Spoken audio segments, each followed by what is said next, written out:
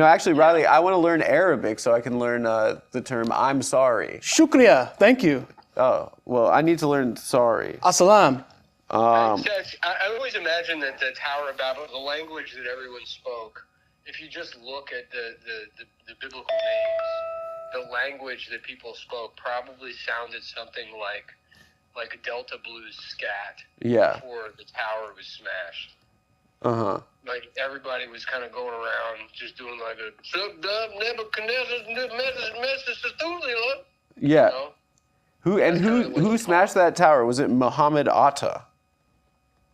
Yeah. It's just very, very cool, Adam. You know what's funny? I was on the plane on the way here. Yeah. And like I was like there was I was thinking about a couple of things. I was texting people about it. There was an Indian guy. It's like probably like a 6-year-old Indian man with his shoes and socks completely off. Uh-huh. Just trying to just cruise into the cockpit looking for the bathroom. And I love guys where they're like, oh no, you can't go in there. That's like a crime. Uh-huh. And then they have to point him to the bathroom. But just the way guys like that just make themselves like completely comfortable with his shoes off. Uh-huh. And I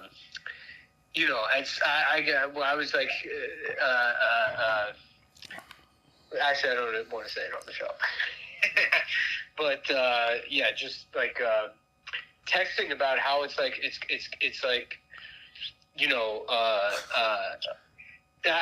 yeah, I'm not going to say it on the show. Okay, so fast forward to the end of 2024. Okay, no, I will say it on the show, right? Because then I'm making fun of, like, I'm making jokes, right? And then it's like, they go to tackle him, and then I explain to him, like, no, he's Indian. He's Indian, he's not Muslim. He's not Muslim or whatever. And I'm making the jokes like that, saying terrorists and stuff on my phone with my friend, And I'm like, oh, well, I hope the people behind me can't see my phone, Because then I also, in that conversation, I pitched a sketch where it's like, it's 9/11, right? And, like, the hijackers have already taken over the plane, Yeah. So the hijackers have taken over the plane, and then some guy stands up, he's like, this is bullshit. This is our lives, and we're going to sit here and be cowards? And then people are like, yeah, this guy's right. And he's, like, whipping them up into a frenzy. He's like, we're going to take things into our own hands. We're not just going to sit. He's like, what are we going to just sit here and let these fucking steal our plane? Whoa. Yeah. And then he kind of just then everybody's sort of just looking out the window. Everyone's like, this guy's a homophobe. This guy's he's a bigot. He's a bigot. He's a bigot because he's calling 9/11. So the moral of the story is that everyone dies because they didn't they didn't want to help a bigot. Right, yeah, that's the joke, I guess. Yeah, that's pretty good. What do you think about that, Riley? I think it's great that people are standing up to hate. Yeah, I agree. Yeah. In the sketch. Adam, don't no-sell my sketch idea. I didn't no-sell it, dude. I was like, Oh, okay, so what's the premise here? You know what the premise is. I get it. The premise is that it's complicated. Life is complicated, Sometimes you think you're standing up to bigotry, and then you die in 9/11, and then the towers crumble. Excuse me, but the correct response was ha-ha, not, I was laughing. Oh, yeah. You can't see it because you're on speakerphone. Anyways, okay. Sorry, dude. Got we've got some distance from the ad read. So, okay. Anyways, I'm pitching this sketch idea, about this guy that keeps, like, digging this hole deeper. And he's like, we're going to let some fucking sand, boo, homo, And he thinks that they're also gay.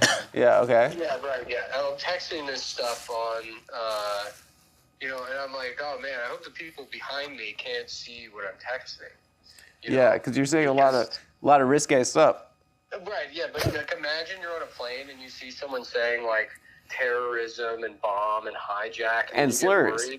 Yeah. Well, hold on. You see terrorism and bombing and hijacking and you get worried. And then you see the N-word and the F slur and you're like, oh, thank God, they're a patriot. You're like, oh, my God, thank God. I was worried. This guy wasn't an American. This guy wasn't a proud American. Oh, thank God. He's a good old boy. And that, Riley, is how you make the big bucks. Yeah. That's how we make the big bucks, dude. This the worst that's going to happen is he's going to get into a passive-aggressive fit with the flight attendant about putting his seatbelt on. Yeah. Yeah, and think that COVID is still happening and that they want to give him a vaccine. Before Yeah, the you know plane what went down in I'm thinking about, Shanksville, the guy said, "Let's roll." Before Yeah, the attack. let's roll is pimp. Yeah, The- let's roll is really good. Yeah. Yeah. I was imagining too, right? Like, because that Indian guy went to get up, and I'm like, I wonder if that word bothers anybody. And then I thought about how sometimes like racism is good, because like I know when a guy is like Hindu. I can tell the difference between a Sikh and a Hindu, right? I Yeah. mean, that one's pretty easy. But it's like, so it's like, okay, you're sitting next to like an old lady, right? And she's like, nervous because she sees this Indian guy heading towards the cockpit. And then you explain to her, you're like, oh, actually, you see that bracelet? That means that he isn't Muslim. He's actually, he's either Hindu or he's Sikh. And they have actually been at war with the Mujahideen for a very long time. That's actually the number one guy you want in the cockpit if Muslims were to attack. And she's like, oh, my God, thank you. And then I see that the Indian guy is actually going to the bathroom, and I'm like, no! Stop it! Stop him! No, get down! Everybody get down!